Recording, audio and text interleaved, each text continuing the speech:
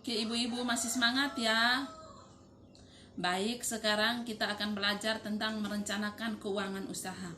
Jadi ibu-ibu dalam membuka suatu usaha itu kita tentunya butuh modal. Jadi modal itu bisa dalam bentuk barang, bisa juga dalam bentuk uang. Jadi modal usaha kita bisa dapatkan yang pertama dari diri sendiri, yaitu uang pribadi kita atau uang tabungan kita.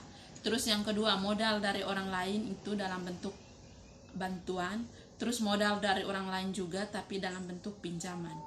Jadi ibu-ibu dalam membuka suatu usaha, jika kita menggunakan modal pinjaman itu sangat berisiko dibandingkan kita menggunakan modal sendiri atau uang pribadi kita.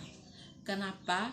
Karena jika usaha kita merugi, maka kita akan terlilit hutang. Oleh karena itu ibu-ibu, rencanakanlah dengan baik dan matang sebelum kita memutuskan untuk meminjam uang sebagai modal usaha. Yang berikut menyangkut anggaran usaha. Jadi ibu-ibu, jika usaha kita itu baru dimulai atau usaha yang sangat tergantung dengan musim, itu sangatlah rentan sehingga kita perlu hati-hati mengamati keluar masuknya uang. Kita perlu membuat anggaran usaha supaya pemasukan dan pengeluaran itu dapat kita kendalikan. Anggaran usaha itu berisi catatan perkiraan pemasukan dan pengeluaran suatu usaha untuk jangka waktu tertentu.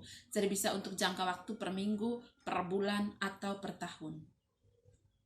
Ibu-ibu, sekarang di depan ibu-ibu sudah ada buku pintar ya. Jadi kita ada latihan soal. Jadi ibu-ibu tolong buka buku pintar halaman 72. Baik, ibu-ibu bagaimana? Sudah dapat dibuka halaman 72? Oke, di situ ada lembar cerita 3B, merencanakan keuangan dalam usaha. Jadi saya minta dari tiap kelompok nanti ada perwakilannya ya untuk membaca satu paragraf dalam lembar cerita itu.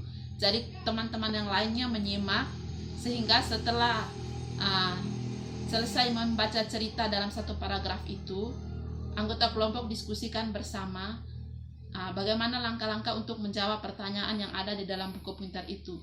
Jadi ingat ya ibu-ibu, yang ditanya dalam buku pintar itu jumlah per minggunya. Jadi saya beri waktu 10 menit untuk ibu-ibu mengerjakan latihan soal itu. Jadi nanti jawabannya ibu-ibu bisa tulis di lembaran kertas kosong sehingga kita bisa membahasnya.